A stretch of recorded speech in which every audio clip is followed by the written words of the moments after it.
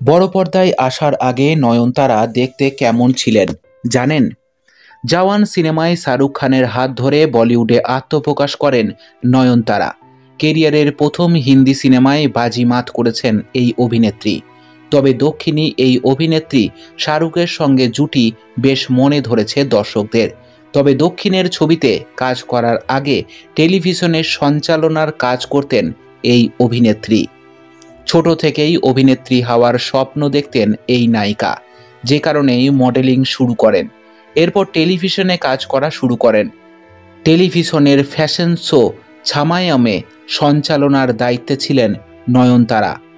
জওয়ানের সাফল্যের মাঝেই নয়নতারার সঞ্চালনা করার একটা ভিডিও ভাইরাল হয় সোশ্যাল মিডিয়ায়। নয়নতারা নয়, ডায়ানা নামেই টেলিভিশনের শোটি পরিচালনা করতেন তিনি। ভিডিওটি ভাইরাল হতেই অবাক দর্শক। প্রিয় তারকাকে দেখে চিনতেই পারেননি অনেকে। গলায় স্কার্ফ, কালো লম্বা টিপ, কোকড়া চুল, হাসি মুখে সঞ্চালনা করছেন তিনি। তবে এই মেয়েটি যে আদতে নয়নতারা তা বলে না দিলেও বোঝার উপায় নেই।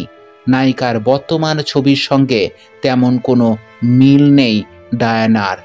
2003 সালে মালায়ালাম ছবি মান সিনাক্কারের মাধ্যমে অভিনয় জগতে পা রাখেন নয়নতারা। তারপরে মায়া, গজিনী, কোলামাডু, কোলামাভু কোকিলার মতো একের পর এক হিট ছবিতে অভিনয় করেন নয়নতারা।